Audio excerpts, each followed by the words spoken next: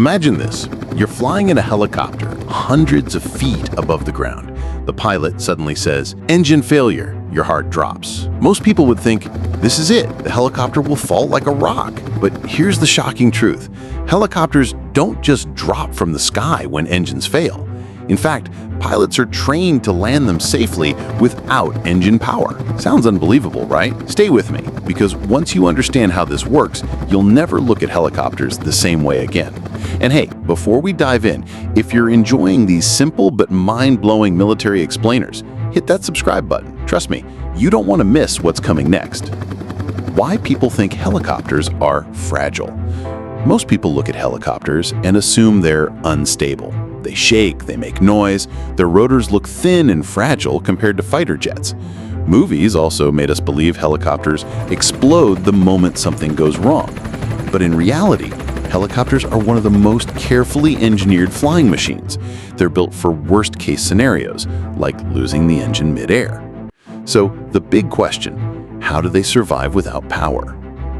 The magic of auto-rotation. Think of it like this. When you ride a bicycle downhill, even if you stop pedaling, the wheels keep spinning because gravity pulls you down.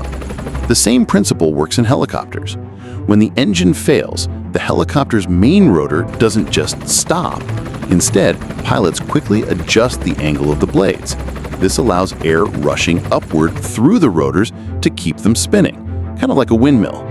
This spinning creates enough lift and control so the pilot can glide the helicopter down safely instead of crashing. Crazy, right? A helicopter without an engine is basically like a giant glider. What pilots actually do? Now, you might be wondering, but what happens inside the cockpit? The moment the engine dies, alarms go off. The pilot immediately lowers something called the collective control.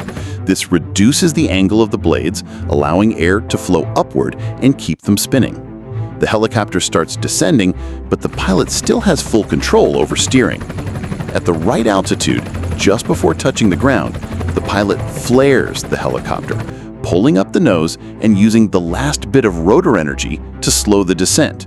The result? A surprisingly smooth landing. Pilots train for this over and over so that even in the worst emergencies, they're ready. In 2008, a U.S. Army Black Hawk lost power during a training flight in Kentucky.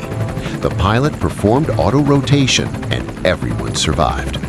Civilian helicopters like the Robinson R-22 also practice this during training. Student pilots are literally taught how to land without an engine. So the next time someone says helicopters just fall when they lose power, you'll know the truth. They're built for survival.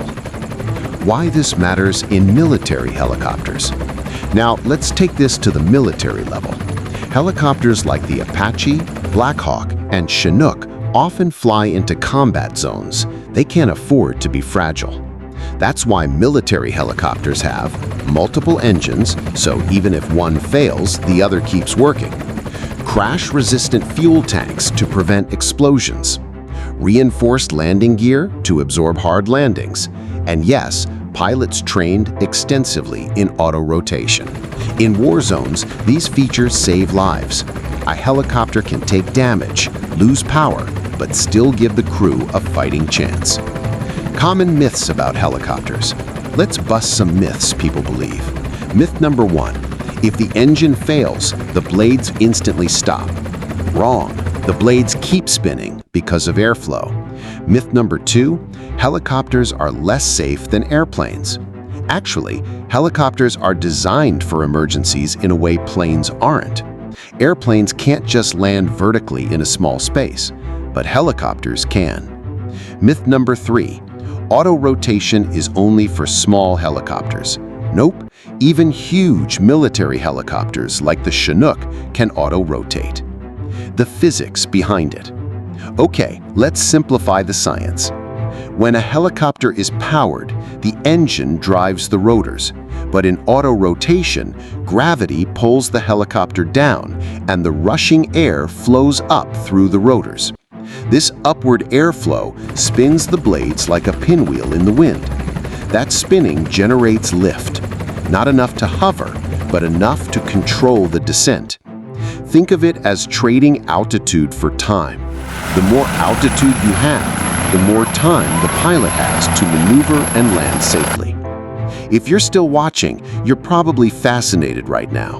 And I've got tons of hidden military aviation secrets like this coming up. So do me a favor, pause for just a second and hit that like button.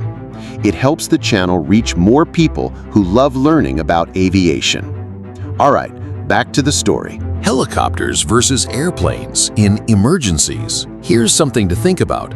If an airplane loses all engine power, it can only glide forward, and it needs a long runway to land. That's why planes in trouble often have to divert to airports. Helicopters are different.